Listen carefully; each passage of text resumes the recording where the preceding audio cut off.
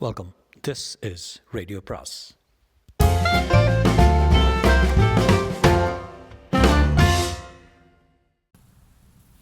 அனைவருக்கும் அன்பு வணக்கம். ஜாவர் சீதாராமனின் உடல் பொருள் ஆனந்தி அத்தியாயம் 11. அந்த இரவு வேளையிலே என் அருகில் அமர்ந்திருந்த பெண்மை அழகை கண்களை முழுக்க திறவாமல் அரைக்கண்ணால் பார்த்தேன். அவள் பார்வை என் முகத்திலே நின்றது. கோடை காலமாகையால் பனியன் கூட அணியாமல் படுத்திருந்தேன். என் பரந்த மார்பின் மீது அவள் கைகளால் தொட்டுவிட்ட மாதிரி புல்லரித்தது. ஒருவேளை இதுவும் என்னுடைய பிரமையோ என்ற எண்ணம் எழுந்தது. சீதா என்னை முற்றும் வெறுக்கிறாள் என்பதற்கு கடந்த நாட்களின் நிகழ்ச்சி ஒவ்வொன்றும் சான்று. நான் சாப்பிடப் போனால் அவள் முன்போல சகஜமாக பரிமாறுவதில்லை. வெளியே போய்விடுவாள். என் மானத்தை அவள் வாங்க மாட்டாள். வாங்காமல் விட்டதன் காரணம் அவளுக்கு என் தாயிடம் இருந்த பக்தியும் மரியாதையும் தான். சில மணிகளுக்கு முன்பு தான் அவள் அறையில் அழுதபடி படுத்திருந்ததை நான் பார்த்தேன். அவளை தேற்றும் நோக்கத்தோடு சீக்கிரமே நான் வீட்டை விட்டு போய்விடுகிறேன் என்று உறுதிமொழி கொடுத்திருந்தேன். அப்படி இருந்தபோது அவள் ஏன் தனிமையில் இரவு வேளையில் என் அறைக்கு வர வேண்டும்? வந்ததும் இல்லாமல் என் பக்கத்தில் ஏன் உட்கார வேண்டும்? புரியாத புதிராக இருந்தது. காவிரி கரையில் எனக்கு ஏற்பட்ட ஜாலக்காட்சி போல இதுவும் ஒரு ஜாலக்காட்சி என்று தான் நினைக்க முடிந்தது. எனது கண்களை பூராவும் திறவாமல் அரை பார்வையில் அவளை கவனித்தபடி இருந்தேன். கனவு காண்கிறோம் என்ற நினைப்பு வந்த பின்னும் தொடர்ந்து அவற்றை சுய உணர்வோடு காண முடிந்தால் நிலை எப்படி இருக்குமோ அப்படி இருந்தது என் நிலை. சீதா என்னையே கவனித்தபடியே சில வினாடிகள் உட்கார்ந்திருந்தாள். அவள் மார்பு மட்டும் விவரிக்க முடியாத உணர்ச்சிகள் காரணமாக விம்மி எழுந்தபடி இருந்தது. இன்னும் என்ன நடக்கப் போகிறது என்று கவனித்தபடி பேசாமல் படுத்திருந்தேன். உட்கார்ந்திருந்த சீதா மெல்ல எழுந்தாள். அரைவாயில் வரை போனாள். இதுதான் சமயம் என்று என்னுடைய கையை கிள்ளி பார்த்து கொண்டேன். சுரீர் என்று வலித்தது. நான் காண்பது கனவல்ல, நடப்பது எல்லாம் நனவுதான் என்று உணர்ந்து கொண்டேன். வாயில் வரை சென்ற சீதா தயக்கத்தோடு கதவின் அருகில் நின்றாள். கதவை மூடிவிட்டு மறுபடியும் அறையினுள் நுழைந்தாள். என் மனதில் ஆவல் அதிகரித்தது. உள்ளம் திக் திக் என்று அடித்தபடி இருந்தது. சீதா என்னை நெருங்கினாள். கட்டிலில் உட்கார்ந்தாள். உட்கார்ந்தவளின் இடையானது என்னுடைய விழாவில் பட்டது. என் மனதில் சீதாவின் ஸ்பரிசம் ஏற்பட்டதும் இன்பம் நிறைந்தது. ஒன்றும் அறியாமல் தூக்கத்தில் புரண்டு படுபவன் போல புரண்டு படுத்தேன். பௌர்ணமி இரவில் என்னை பற்றி கொண்ட ஒரு மிருகத்தனம் மறுபடியும் என் மனத்தை ஆக்கிரமித்தது. என் உடலில் ஒவ்வொரு அணுவும் விருப்பத்தால் வெந்தபடி இருந்தது. சித்ரா பௌர்ணமி இரவில் நடந்து கொண்டது போல நடந்து கொள்ளக்கூடாது என்று என் மனதில் குமுறி எழுந்த சைத்தானின் வேகம் என் சங்கல்பத்தை தகர்த்தபடி இருந்தது. என்னுடைய நேர்மை உணர்ச்சியும் சங்கல்பமும் பெரும் புயலின் பாதையில் தாளிடப்பட்ட கதவு கிடுகிடுத்து ஆடுவது போல ஆடின. எந்த நிமிஷமும் புயலின் வேகம் கதவை பிடுங்கி எறிந்து விடலாம். அதே போலத்தான் என் மன உறுதியும் என் ஆசை என்ற புயலின் முன் தள்ளாடியது. கண்களை மூடியபடி, ஆண்டவனே, சீதா இந்த அறை விட்டு எழுந்து போய்விட மாட்டாளா என்று துடித்தேன். சீதா எழுந்திருக்கவில்லை. அடைப்பை திறந்து விட்டவுடன் தொட்டியில் உள்ள நீர் மட்டம் குறைவது போல என் வைராக்கியம் குறைந்து கொண்டே போயிற்று. அதோடு என் மனித பண்பும் மறையத் தொடங்கியது. அதே தருணத்தில் அறையில் உள்ளிப்பூண்டின் மனம் லேசாக வீசத் தொடங்கியது. அன்று அரச மரத்தடியில் நான் நுகர்ந்த அதே உள்ளிப்பூண்டின் வாடை வீசியது. என்ன ஆச்சரியம்! அடுத்த வினாடி அது மல்லிகை மனமாக மாறியது. என் சங்கல்பம், என் நேர்மை, என் கட்டுப்பாடு எல்லாம் என்னை விட்டு ஓடின. என்னை மறியாமல் என் கைகள் சீதாவின் தோளை பற்றின. சீதா அப்படியே என் மீது சாய்ந்தாள். என் கரங்கள் இரும்பு கரங்கள் போல சீதாவின் முதுகுப்புறத்தில் அழுத்தி அவளை என் உடலோடு இறுக்கி நெருக்கின.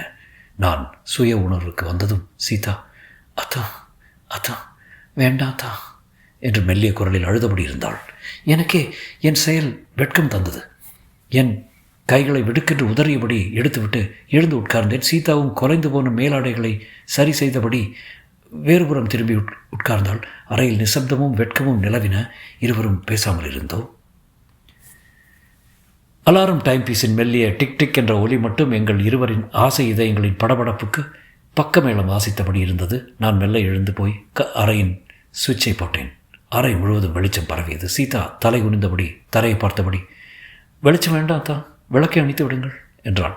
ராமநாதனை அழைக்க வேண்டிய வார்த்தை அத்தான். சீதா என்னை அத்தான் என்று அழைக்கிறாள். அதுவும் இன்றிரவு தான் அவள் முதன்முறையாக அப்படி அழைத்தாள்.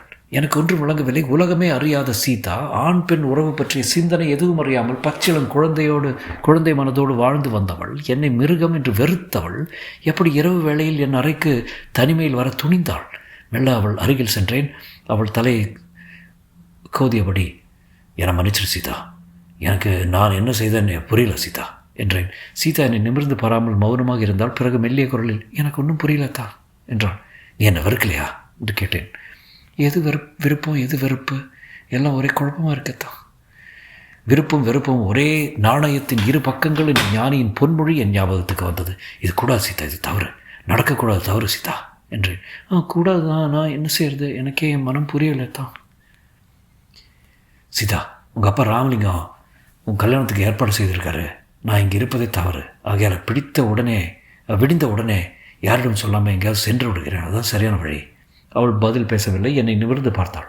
அவள் விழிகள் நீர் நிறைந்து காணப்பட்டு, எங்கே சொல்ல போறீங்க என்றாள். எங்காவது தொலைந்து போகிறேன். என் இயற்கை மாற்ற முடியாது. விட்டா இந்த உலகத்தை விட்டு தொலைந்து போகிறேன் சீதா. சொர்க்கம் போன்ற இன்பம் நிறைந்த வீட்டை நரகமாக்க போவதில்லை. நீ நடந்ததையெல்லாம் மறந்துட்டு ராமநாதன் மணந்து கொண்டு சுகமாயிரு. அத்தான், கடந்த சில நாட்களாக நடந்ததை மறக்கத்தான் முயன்று பார்த்தேன், முடியலையே. ஆண் ஒரு நெருப்பு என்பதை உணராமல் விளையாட்டு குழந்தையாக இருந்தவனை பெரிய மனுஷியாக்கிட்டீங்களே. இந்த வீட்டில் நீங்கள் நுழைந்த நாளே நான் உங்களை பார்த்த உடனே நான் மாறிட்டேன். தூங்கும்போது கூட எனக்கு கனவில் உங்கள் விழிகள் தான் தோன்றும். அந்த விழிகளை மறக்க முயன்று பார்த்தேன், முடியவில்லை. அன்று சித்ரா பௌர்ணமி என்று நீங்கள் என்னை அணைத்தீர்களே, அதற்கு முன்பே என் கனவில் தோன்றியிருக்கிறீர்கள். அன்று வலுவில் என்னை அணைத்த போது அந்த அணைப்பில் இன்பம் அடைந்ததும் எவ்வளவு கேவலமானவள் என்று நினைத்து என்னையே வெறுத்தேன். எனக்கு என் மீது ஏற்பட்ட வெறுப்பைத்தான் உங்கள் மீது கொட்டினேன். உங்களை கன்னத்தில் அறைந்தேன். உங்களை மிருகம் என்று திட்டிய போது உண்மையிலேயே என் மனத்தின் உள்ளிருந்து குமரிக்கொண்டிருந்த ஆசை மிருகத்தை நான் திட்டினேன். நான் சித்திரவதை தான் அனுபவிக்கிறேன். சீதா, நீ சொல்வது விசித்திரமாக இருக்கு.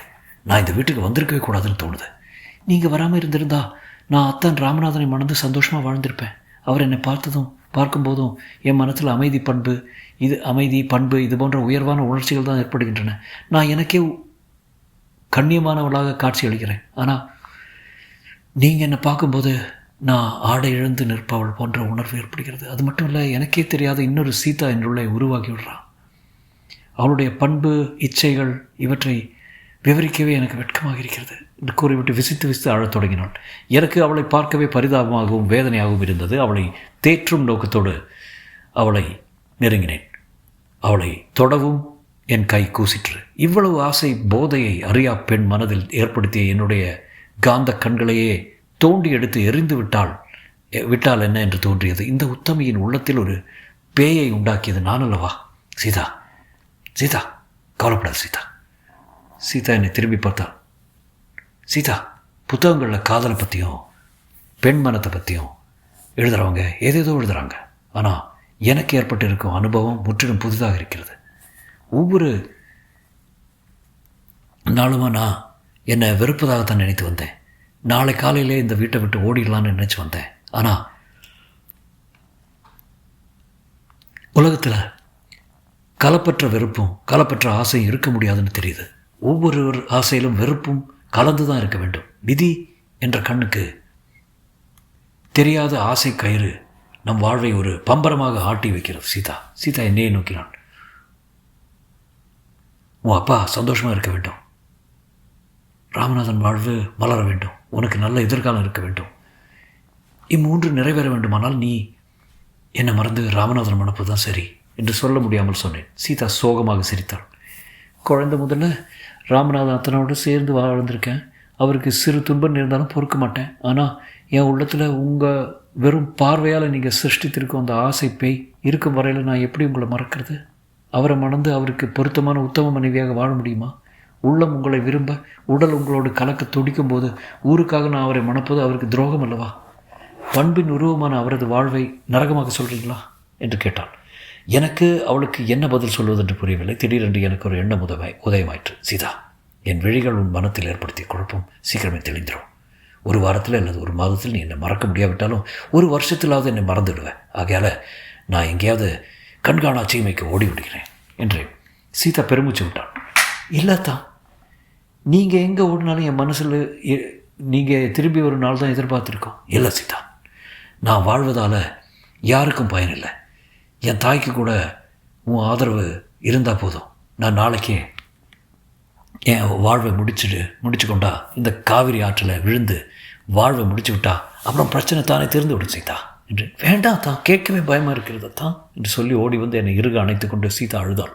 ஏதாவது செய்து விடுவீர்கள் என்று பயத்தால் தான் நான் இன்று இரவே உங்கள் அறைக்கு வந்து என் உண்மை மனநிலையை கூறிவிடுவதென்று முடிவு செய்தேன். சத்தியமாக ஒன்றும் செய்து கொள்ள மாட்டீர்களே என்று கூறி விசும்பி எழுதாள். சிறிதே காலத்தில் ஒரு பெண்ணுக்கும் முன்பின் தெரியாத ஒருவனிடம் எவ்வளவு பாசம் ஏற்படுகிறது என்பதை நினைக்கவும் ஆச்சரியமாக இருந்தது. சீதாவின் ஆசையும் பாசத்தையும் ஏற்க தகுதியற்றவன் நான். நிர்மலமான அவள் வாழ்வில் குறுக்கிடக்கூடாது. ஆனால் அவளுக்கு என்ன சொல்லி தேற்றுவது? குழம்பியபடி நான் இருக்கும்போது சாத்தப்பட்டிருந்த அறையின் கதவு திறந்தது. சீதா என்னை அணைத்தபடி அழுது கொண்டிருந்தாள். அதனால் அவள் முதுகுப்புறம் கதவு திறந்ததை அவள் கவனிக்கவே இல்லை. கதவு முழுவதும் திறந்ததும் கதவுக்கு வெளியே நிற்பது யார் என்று எனக்கு நன்றாக தெரிந்தது. வந்தவர் ராமலிங்கமாவோ அல்லது என் நாயாகவோ இருந்தால் கூட பரவாயில்லை. ஆனால் அங்கு ராமநாதனா வந்து நிற்க வேண்டும். சீதா என்னை அணைத்தபடி நிற்கும் காட்சி அவளை மணக்கப் போகும் ராமநாதனின் கண்களாக காண வேண்டும். எவ்வளவு முறை ராமநாதன் என்னிடம் கூறியிருக்கிறான், சீதா பண்பின் சிகரம் தெளிவா. அவள் காதல் புத்தகங்கள் ஆபாச படங்களை கூட பார்க்க விரும்புறதில்ல. காவியங்களில் வர்ணிக்கப்படும் லட்சிய பாட்டுடை தலைவியடா என் சீதா என்று பெருமையோடு கூறியவனின் வருங்கால மனைவி இப்போது இருக்கும் நிலையை பார்த்து அவன் மனம் எப்படி துடிக்கும். தீமை செய்வதற்கென்றே சிலர் பிறந்திருக்கின்றனர். தாம் செல்லும் இடங்களை நரகமாக்கி எரிக்கவென்றே சிலர் பிறக்கின்றனர். அந்த ரகத்தை சேர்ந்தவர்கள் நானும் என் தந்தையும். சீதாவை அணைப்பிலிருந்து விளக்கினேன். சீதா மருண்டபடி அறையின் வாயிலை பார்த்தால் ராமநாதனை அங்கே கண்டதும் அவள் மனதில் என்ன வேதனை புகுந்திருக்கும் என்பதை என்னால் நிர்ணயிக்க முடியவில்லை.